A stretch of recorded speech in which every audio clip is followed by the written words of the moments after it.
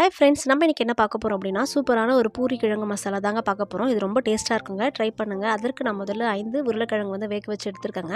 அதுக்கப்புறமா ஒரு வாணலில் தேவையான அளவு எண்ணெய் ஆட் பண்ணிக்கலாங்க. சிறிதளவு சோம்பு, ஒரு துண்டு பட்டை, அடுத்து நம்ம இதில் 3 கிராம்பு, ஒரு பிரியாணி இலை ஆட் பண்ணிக்கலாங்க. ஆட் பண்ணி நல்லா பொரிஞ்ச உடனே ஒரு வெங்காயம், ஒரு தக்காளி நீள்வாக்கில் கட் பண்ணி ஆட் பண்ணிக்கலாங்க. லைட்டாக வதக்கட்டோங்க, ரொம்ப வதங்க வேண்டாம். அடுத்து காரத்துக்கு ஏற்ற மாதிரி பச்சை மிளகாய் ஆட் பண்ணிக்கலாங்க.